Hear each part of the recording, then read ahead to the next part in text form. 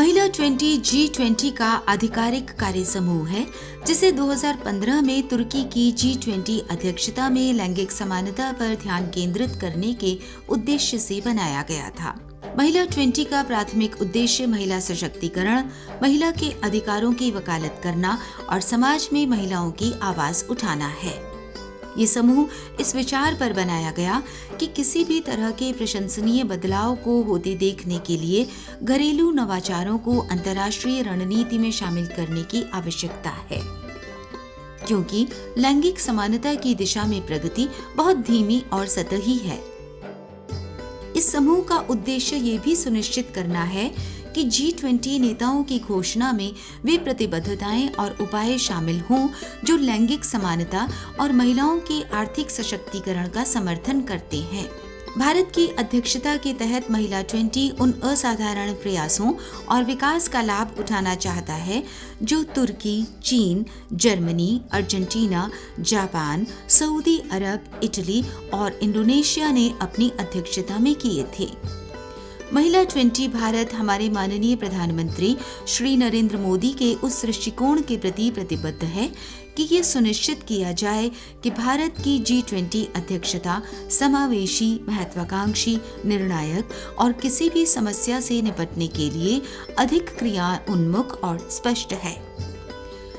महिला 20 इंडिया समानता और न्याय सभ्य दुनिया बनाने के लिए, जहां हर महिला सम्मान के साथ रहती है, अपने दृष्टिकोण के प्रति प्रतिबद्ध है।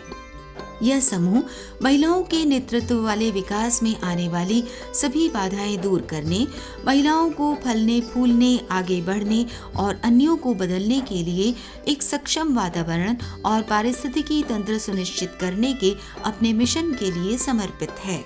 महिला 20 समूह यानी W20 का नेतृत्व डॉक्टर संध्या पुरेचा कर रही हैं, जो चेयरपर्सन हैं। जैसे मोदी जी ने कहा था कि हम वुमेन डेवलपमेंट नहीं, हम वुमेन लेड डेवलपमेंट की बात करेंगे, यानी महिलाओं ने विकास का नेतृत्व करना है। बहुत बड़ी बात है कि महिलाओं द्वारा विकास का नेतृत्व, तो इसी पर W20 आगे चल रहा है। जैसे आप सब जानते हैं, G20 इंडिया का नेतृत्व मोदी जी ने संभाला और वसुधैव कुटुंबकम ये हमें टैगलाइन दी, तो W20 विमेन 20 की भी एक छोटी सी टैगलाइन बनी, नारी विश्वस्य निर्मात्री, नारी विश्वस्य संस्कर्त्री, नारी विश्वस्य रक्षित्री, नारी मूलम ही विश्वस्य। मैं संस्कृत विद्यार्थी हूँ तो कुछ हमने भी नारी के लिए लिखा और यही हमारी टैगलाइन बनी कि निर्माण करना, संस्कार देना, रक्षण करना मूल में स्त्री ही है। संगठन जैसी ऐसी नीतियां बने और व्यवहार कि जहां पुरुष और स्त्री दोनों को समानता हो और सांस्कृतिक बाधाएं भी दूर हो, बस ये सभी बाधाओं को दूर करने के लिए कुछ ऐसी पॉलिसी बने। इसीलिए W20 अपने ओर से प्रयत्न करके कुछ सुझाव होंगे, जो सुझाव हम G20 के एक कम्युनिके में रखना चाहेंगे। W20 इंडिया की मुख्य समन्वयक धारित्री पट्टनायक ने कहा कि दुनिया भर में महिलाओं को अपने लक्ष्य तक पहुंचाने के लिए कॉल टू एक्शन पहल शुरू की गई। W20 is very unique in its constitution. Why unique? Because every country has a designated delegation and they have delegates who continue. So it's not that with change in officials, change in presidencies, the delegates change. So the delegates have been there and they continue working on these issues since 2015. And our delegates are all experts on women's rights, feminist sociology, and they're entrepreneurs, they're academicians, they're civil society leaders from across the world. So we have almost 120 delegates from this 19 countries and European Union, and we have more than 50 of them coming for this meeting. G20 के शेरपा अमिताभ कांत ने भी संबोधित किया। Women lead development एक बहुत बड़ी priority है। माननीय प्रधानमंत्री जी ने जो कहा है कि हमारी प्रेसिडेंसी बड़ी डिसाइसिव, इंक्लूसिव और एक्शन ओरिएंटेड होगी और उसमें विमेन लेड डेवलपमेंट बड़ा मेजर रोल प्ले करेगा। और ये जो चर्चा हो रही है विमेन लेड डेवलपमेंट की, इसमें digital inclusion, empowerment, sustainable growth of women और स्किलिंग और इकोनॉमिक डेवलपमेंट पर बहुत फोकस किया गया है। कैसे भारत ने डिजिटल इंक्लूजन को उपयोग करके, जब प्रधानमंत्री जनधन योजना शुरुआत हुई तो विमेन के बैंक अकाउंट्स खोले गए, उसमें आधार से लिंक किया गया, और जब PMJDY शुरू हुई तो केवल विमेन के, हमारे देश में विमेन के केवल 19% बैंक अकाउंट थे।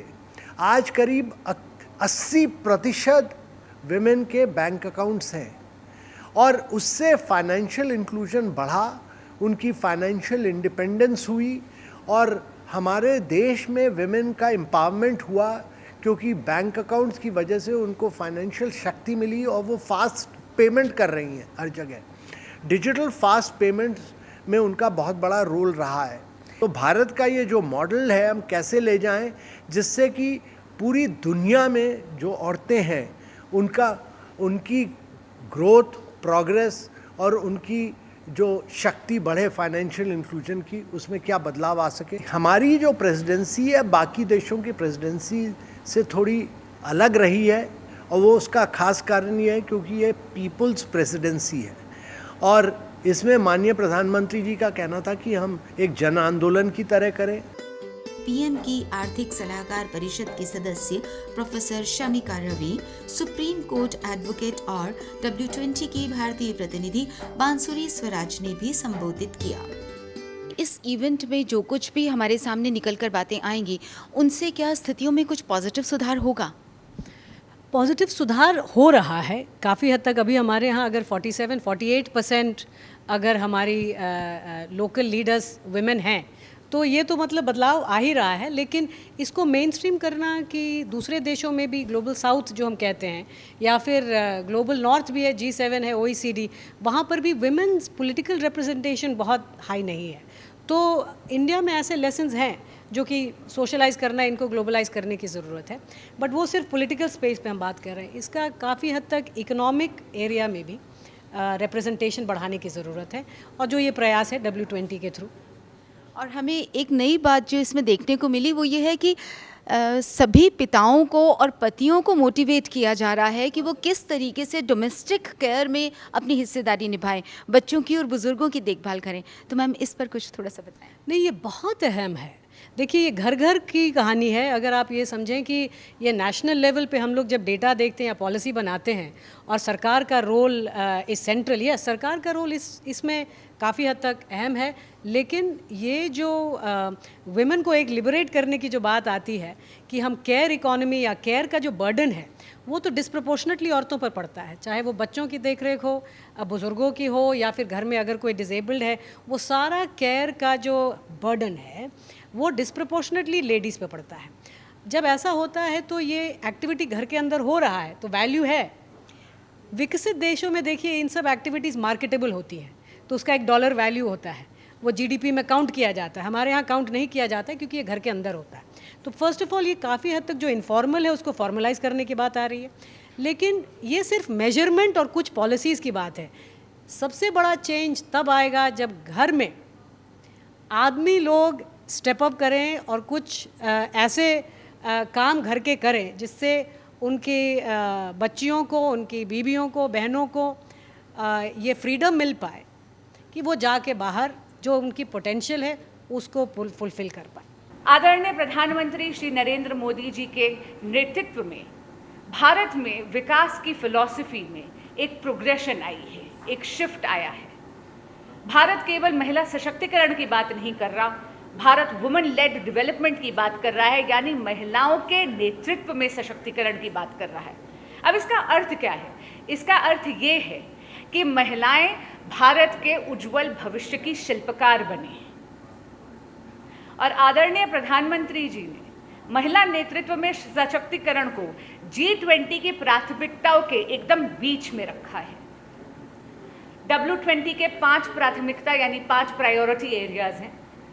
सबसे पहला है वुमेन एंटरप्रेन्योरशिप, दूसरा है क्लाइमेट चेंज, तीसरा है ग्रास रूट लीडरशिप, चौथा है स्किल डेवलपमेंट और पांचवा है एजुकेशन। डिजिटल लिटरेसी की जब हम बात करते हैं तो आज मेरा सिर जो है फ़ख्र से ऊपर था, क्योंकि इस इंटरनेशनल डेलीगेट्स के सामने ये बोलने का ये सौभाग्य मिला कि भारत ने डिजिटल मिशन इंडिया 2014-2015 में ही शुरू कर दिया था, जब पैंडेमिक कोविड-19 महामारी आसपास भी नहीं थी। भारत का थ्रस्ट यानी भारत का जो महत्व था इस डिजिटल मिशन का, एक तो था डिजिटल इंफ्रास्ट्रक्चर बनाना, दूसरा था हमारे ग्रामीण क्षेत्रों को हाई स्पीड इंटरनेट से कनेक्ट करना, और तीसरा था डिजिटल साक्षरता फैलाना। अब इसके तहत आप सभी जानते हैं कि एक पीएमजी दिशा करके एक स्कीम हमारी भारतीय गवर्नमेंट ने शुरू करी है, प्रधानमंत्री ग्रामीण डिजिटल साक्षरता अभियान। यानी बाकी देशों के मुकाबले भारत एक बहुत अहम भूमिका निभा रहा है अपने ग्रामीण क्षेत्रों को उसी स्तर पे लाने के लिए जहां पर आजकल हमारे अर्बन क्षेत्र हैं। इस मुहिम के जरिए हम लोगों ने ये कोशिश करी है कि नेशनल डिजिटल लिटरेसी मिशन के तहत हर ग्रामीण क्षेत्र में परिवार का एक सदस्य डिजिटल लिटरेसी का भाग बने, और 52.2 लाख लोगों को हम लोगों ने डिजिटल लिटरेसी में समावेश करा है। भारत की अध्यक्षता के तहत महिला 20 उन असाधारण प्रयासों और विकास का लाभ उठाना चाहता है जो तुर्की, चीन, जर्मनी, अर्जेंटीना, जापान, सऊदी अरब, इटली और इंडोनेशिया ने अपनी अध्यक्षता में किए थे। महिला 20 भारत हमारे माननीय प्रधानमंत्री श्री नरेंद्र मोदी के उस दृष्टिकोण के प्रति प्रतिबद्ध है कि ये सुनिश्चित किया जाए भारत की G20 अध्यक्षता समावेशी, महत्वाकांक्षी, निर्णायक और किसी भी समस्या से निपटने के लिए अधिक क्रिया उन्मुख और स्पष्ट है। महिला 20 इंडिया समानता और न्याय सभ्य दुनिया बनाने के लिए जहां हर महिला सम्मान के साथ रहती है, अपने दृष्टिकोण के प्रति प्रतिबद्ध है। ये समूह महिलाओं के नेतृत्व वाले विकास में आने वाली सभी बाधाएं दूर करने, महिलाओं को फलने फूलने, आगे बढ़ने और अन्यों को बदलने के लिए एक सक्षम वातावरण और पारिस्थितिकी तंत्र सुनिश्चित करने के अपने मिशन के लिए समर्पित है। Hello, my name is Kanika and I'm a company secretary from Jaipur only, and this is amazing W20 meet. इस पूरी कॉन्फ्रेंस में ना बहुत कुछ सीखने को मिला। सबसे इम्पॉर्टेंट जो चीज़ मैंने सीखी है वो है रूरल बैकग्राउंड में जितनी भी हमारी फीमेल्स हैं उनको किस तरीके से क्लाइमेट चेंज के बारे में बताना ज़रूरी है, उनको डिजिटलाइज किस तरीके से करना ज़रूरी है। जितना वो समझेंगी, जितनी अवेयरनेस होगी, उतना ही वो डिजिटलाइज मोड को यूज़ कर पाएंगी और उतना ही फीमेल्स आगे आ पाएंगी। It's a wonderful conference. Hello, my name is Tamara Dancheva and I'm with the European Union delegation to W20 and I focus particularly on issues related to digital gender inclusion. So I'm particularly pleased to see that bridging the digital gender divide is actually one of the 5 core priorities of the W20 summit as part of the G20 India presidency. I think this is particularly important because we know that the majority of the unconnected remain women and girls. This is of course a particular challenge in India and Southeast Asia. So I'm really pleased to see that the W20 summit, which is gathered here over the past 2 days, has been discussing issues pertaining to how we equip women and girls with more digital skills and digital literacy, which remains the #1 barrier to digital inclusion. And of course, we've also been discussing issues pertaining to how to equip women and girls with more leadership skills and how do we ensure that they become future leaders. So I'm really pleased to see that this has been a focus for the summit, and I was really inspired by the keynote remarks from the G20 India Sherpa yesterday, who really emphasized the importance of the Indian government when it comes to providing and including women and girls in the digital world, and of course also ensuring that the digital gender divide is bridged in India. Hi, my name is Mayra Souza. I'm coming from Belgium, but I'm originally Brazilian. I'm representing Harvard Kennedy School here at the W20 in Jaipur. Very happy to be here. I really find the meetings here in W20 very fruitful. I think it's great that we come together with great minds to advocate. The task force that I have been working on is on climate change, so how women have been impacted and how they work as change agents, actually.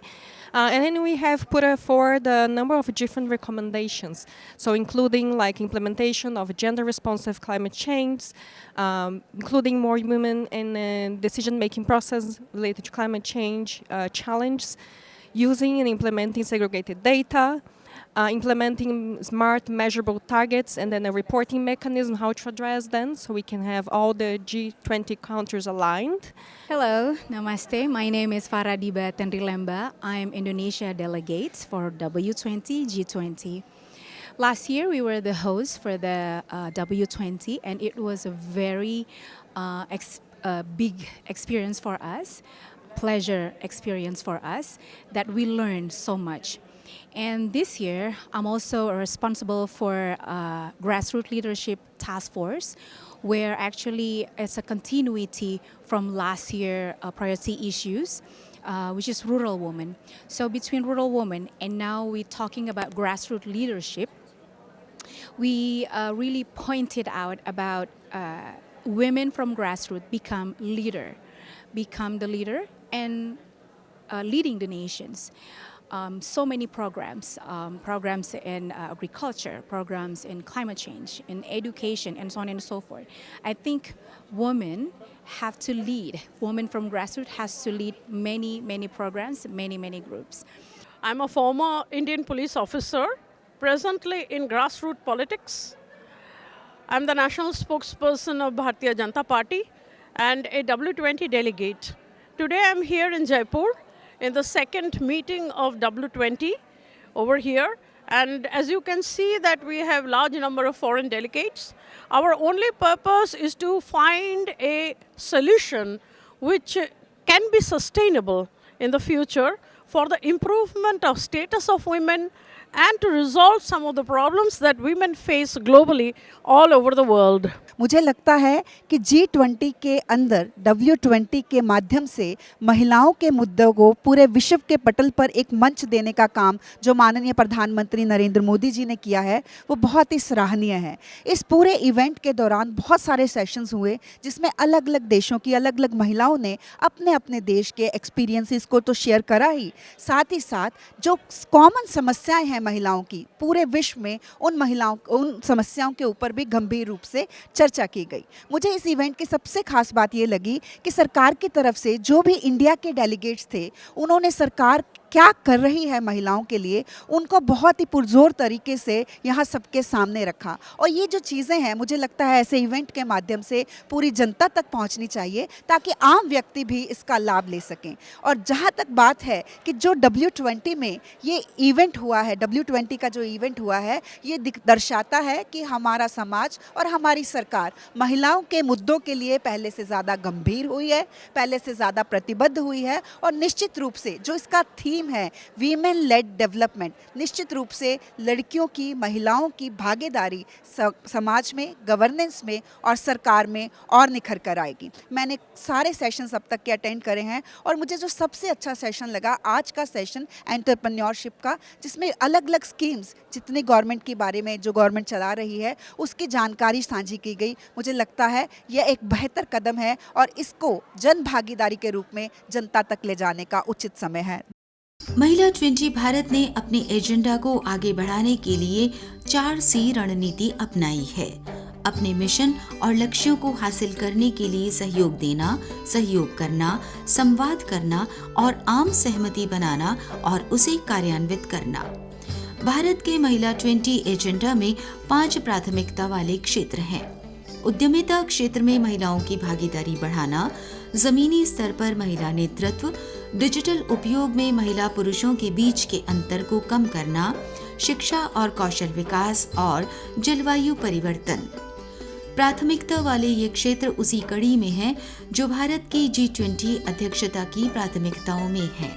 इनका उद्देश्य महिलाओं के सामने आने वाली उन बाधाओं को दूर करना है जो G20 के सभी देशों के लिए प्रासंगिक हैं और लैंगिक समानता को आगे बढ़ाने, वैश्विक समाज की स्थिरता सुरक्षित करने को प्रोत्साहित करते हैं। साथ ही लैंगिक रूढ़िवादिता के खिलाफ और कठोर नीतियां बनाने के लिए कार्यवाही की मांग भी करते हैं। पिछले 4 महीनों में महिला 20 ने 19 से अधिक संगठनों के साथ भागीदारी की है और पूरे भारत में महिलाओं और किशोर लड़कियों को अपने विचारों से जोड़ने के लिए 50 से अधिक कार्यक्रमों का आयोजन किया है। इसमें सुशासन को बढ़ावा देने और नीति निर्माण में हितधारकों की भागीदारी बढ़ाने के लिए नागरिकों के साथ साथ नीति निर्माताओं को भी शामिल किया गया है। महिला 20 अपने सभी हितधारकों के साथ मिलकर काम करेगी। इन हितधारकों में ग्रामीण और शहरी क्षेत्र की आम महिलाएं, G20 देशों के G20 प्रतिनिधि, नीति निर्माता, प्रत्येक G20 सदस्य से गैर सरकारी प्रतिभागी समूहों के साथ G20 देशों के संगठन भी शामिल है। यह समूह पूरी दुनिया में महिलाओं को आर्थिक रूप से सक्षम करने में महत्वपूर्ण भूमिका निभाने का भी वादा करता है। W20 यानी महिला 20 के प्रयासों में महिलाओं और पुरुषों के बीच वेतन अंतर को कम करना और पितृसत्तात्मक समाज को और अधिक समतावादी बनाना भी शामिल है।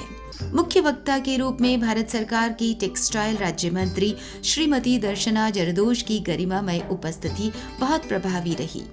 आज़ादी के अमृत काल में प्रधानमंत्री श्री नरेंद्र भाई मोदी जी के नेतृत्व में W20 का आयोजन यहाँ जयपुर में हो रहा है और आज का जो लोगों से 20 कंट्रीज़ के डेलीगेट से जो इंटरेक्शन था, ख़ास करके जो महिलाओं के लिए योजना बनी, ग्रास रूट के ऊपर काम करने वाली महिला कैसे एम्पावर हुई, कैसे सशक्तिकरण हुआ और उसी तरह से उनका पार्टनर कैसे होगा, वो लीडरशिप कैसे लेगी, वो सारे विषय को लेके आज जो यहाँ पे डिस्कस हुआ मुझे अच्छा भी बहुत लगा। और सरकार के जो इनिशिएटिव है, ज़्यादा मैं जो टेक्सटाइल से जुड़ी हुई हूँ, वहाँ हैंडलूम हैंडीक्राफ्ट में सबसे ज़्यादा महिला है जो घर का भी काम करती है और बाहर जाके हैंडलूम हैंडीक्राफ्ट का बाकी के समय में काम करती है।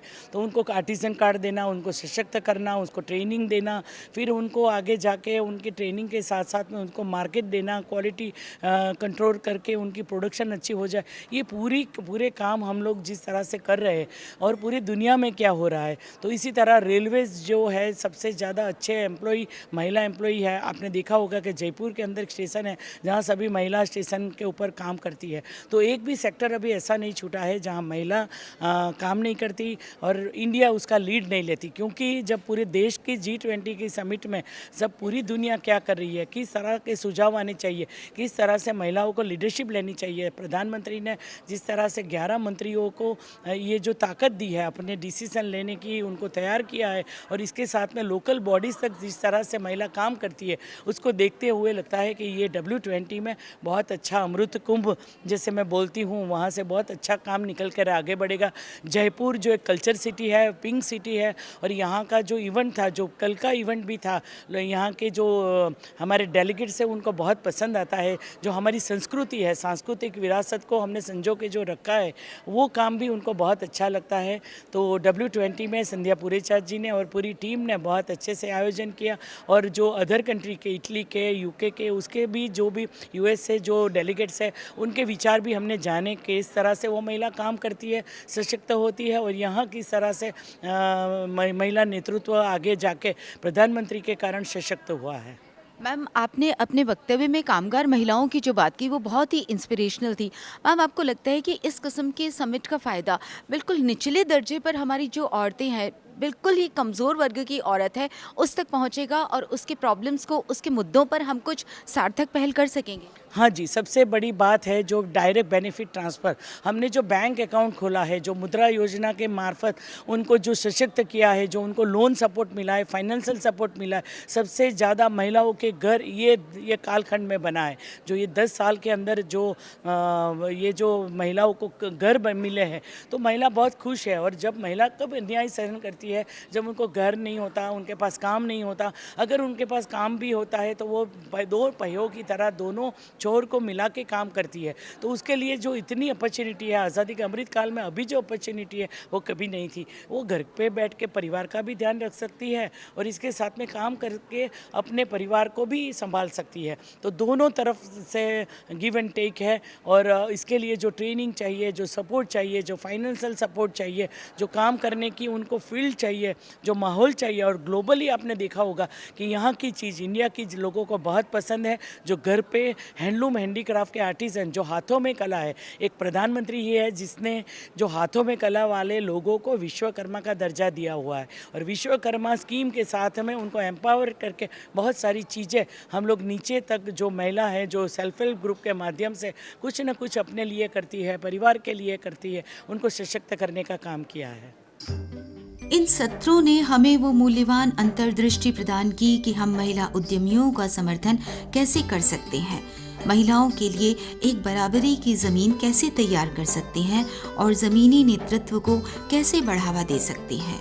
पूरे इतिहास में जमीनी स्तर के आंदोलन विचारधारा और निरंतरता के लिए हमेशा ही महत्वपूर्ण रहे हैं। इसके महत्व को महसूस करते हुए महिला 20 इंडिया प्रधानमंत्री श्री नरेंद्र मोदी द्वारा शुरू की गई महिला नेतृत्व विकास की दृष्टि पर काम कर रहा है। इसका उद्देश्य महिलाओं को समाज में सबसे आगे रखना और उन्हें नया रूप देने के लिए नई रूपरेखा स्थापित करना है। महिलाएं मुख्य धारा के अवसरों और निर्णय लेने की प्रक्रिया में हाशिए पर हैं। चूंकि महिलाएं 1/3 उद्यमियों का गठन करती हैं, इसलिए महिलाओं के नेतृत्व वाली उद्यमिता पर चर्चा करना और उसे बढ़ावा देना और भी महत्वपूर्ण हो जाता है। सतत विकास लक्ष्यों को प्राप्त करने के लिए महिला 20 का उद्देश्य जमीनी स्तर पर महिलाओं की समान भागीदारी सुनिश्चित करने के लिए चुनौतियों और रास्तों की पहचान करता है। संध्या के समय W20 के प्रतिनिधियों ने राजस्थान सरकार के पर्यटन विभाग के सहयोग समन्वय से आमेर किला और नाहरगढ़ किले का भ्रमण किया। दोनों ऐतिहासिक किलों का भ्रमण अंतर्राष्ट्रीय प्रतिनिधियों के लिए एक मनोरम और लुभावना अनुभव साबित हुआ। प्रतिभागियों ने जयपुर के कला और हेरिटेज की बात की। जयपुर की पारंपरिक कला और विरासत के प्रति प्रतिभागियों ने बहुत उत्साह दिखाया और उसकी भूरी भूरी प्रशंसा की।